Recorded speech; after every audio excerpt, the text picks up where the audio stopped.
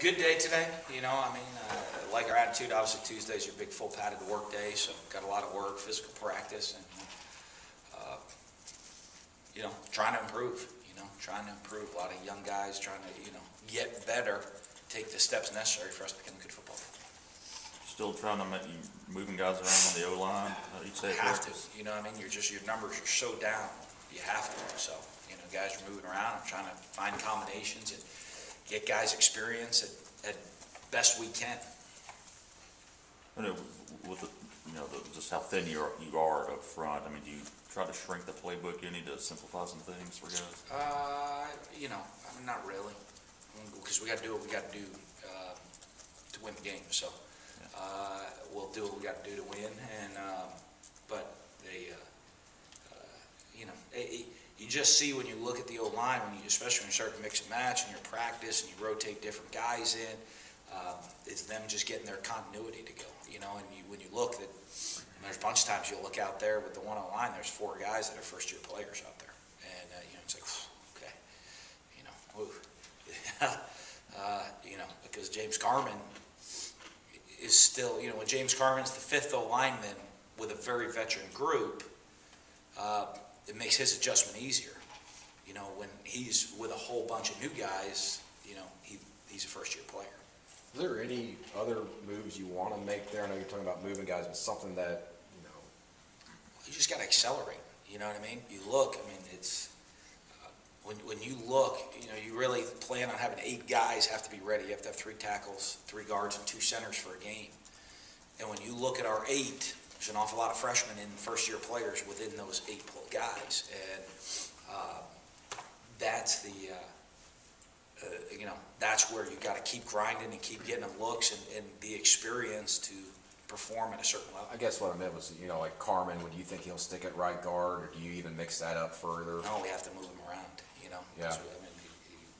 I try not to do more than right guard, left tackle, for him, and but he has to be ready to do that. Dan, I would imagine when you took this job, you talked a lot about certain positions that were just bare when you got here and you had to reload.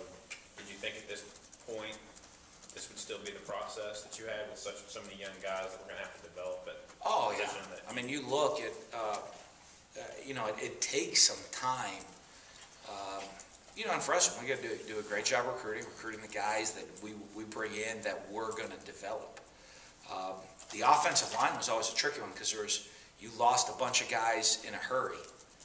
There are a bunch of kids in certain classes, and within your 2 deep, and when you look at it, and then from when I got here, I think the freshman and sophomore class from when I got here, 3 kids quit that were sophomores and freshmen on the O-line before our signing class stepped in.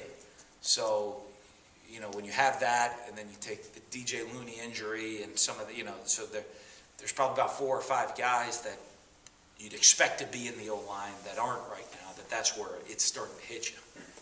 James Carman's a guy who comes out of JUCO, he's moved around so much. I'm sure he's a guy that a lot of NFL scouts look at and say, that's the body you can do something with in the NFL.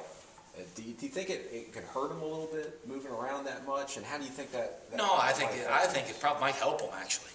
I think it helps him with that because they get to see him do other things. I think if you look at a guy like that that's only going to be playing 1 year of offensive line in college football, even at the next level, you're projecting a lot like we would do.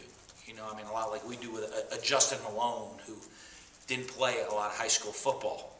You look at the athletic ability, the potential, we can project where this guy is going to be a couple years down the road. I think with a guy like James Carman, they look at the next level, I think it can help because they can say, okay, but how do you handle being in space at tackle? How do you handle being powerful inside at guard? Because I imagine at the next level, they want to put their best 5 guys on the field too, and they're going to move guys to different spots to see where they fit in the best. How do you feel about the new junior college recruiting rules about limiting the out-of-state scholarships? Yeah, I don't think. I think in some of it. I don't know every detail on it.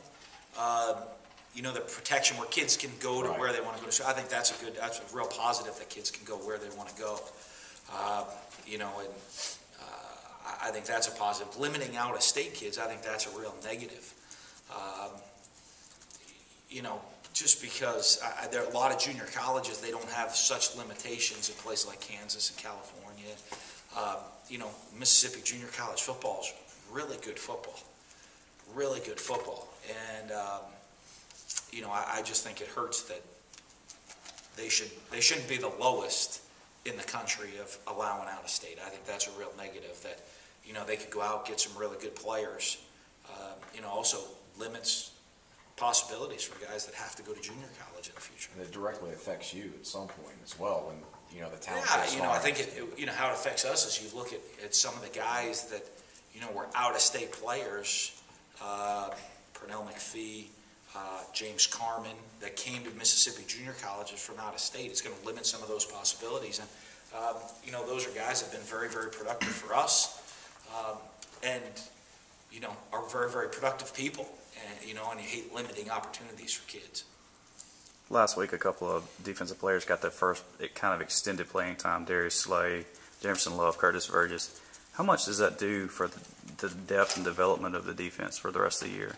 I mean, you know, it's going to help. It's going to help. And, you know, I mean, like we said, those are guys that have to accelerate very quickly when you're out there. You know, I mean, they're getting some playing time. The positive is, and, you know, in the long-term future, as we continue to build this program, which we're doing, there's a lot of positives, that there are some, you know, I mean, you'll be looking out there, scratching your head one day and say, man, that Dylan Day, that Blaine Clausell, those kids have been here forever. You know, they're still on the O-line. That's a real good thing. You know, Curtis Burgess, Caleb Ewells, you know, I mean, it'd be like one of those, hopefully, teams around the league will say, man, when is this kid going to graduate? That's where we want to be as a program. And you know, and it's getting there, hopefully within, I don't know if it ever ends, you know, I mean, it's constantly building the program to improve. That's our goal, to constantly improve. Chad Bumpus has been kind of quiet this year. I mean, myriad reasons for that, or how do you kind of assess it? I mean, he's doing okay. You know, he's doing okay. I think the hardest thing, the worst part for Chad is he showed up and got to be the star. You know, was the starter as a freshman. Never had anybody to learn or have to go beat out. You know, I mean, to go fight for that, and you know, and that's not his fault. And you know, I think that's tough sometimes. One of the hardest things to do, I think, is to learn and develop in whatever it is you're doing. If you have no one to model yourself after, you know, and so a position where just what we inherited, where, you know, we have Chad came in and was our leading receiver as a freshman, started as a true freshman in the first game. He never had anybody he had to, you know, look up to, you know, and haven't had that many places, you know. I mean, it takes a lot of time, I think. It takes longer than it should, you know, where a Fletcher Cox gets to come in and plays as a freshman, but has guys, you know, like Charles Burns and Kyle Love and Pernell McPhee that are some older guys. Well, he learns, wow, you know, Kyle Love's, you know, you look at some NFL players with McPhee and the guys that are very successful. That's how you have to train. That's how you have to practice to be successful. Chad's never had that. And so I think that sometimes, you know, it hurts you throughout your career. What about tight end? You think that's limited you guys a little bit? Tight end. Able to do? I know you guys like to throw the ball to tight end. I know Marcus, you know, had a good year a couple years ago, and it's kind of... He's been okay. He's been okay. You know, I mean, coming back, I think, you know, he comes off the knee injury. I think he's back comfortable out there on the field. You know, and then you also look behind him, and you have Malcolm and you have Brandon Hill. You know, you're a little bit more conservative because you're supposed to have Kendrick Cook, who's out for the year with an injury. You know, as another guy that these young kids can learn from in more depth. So,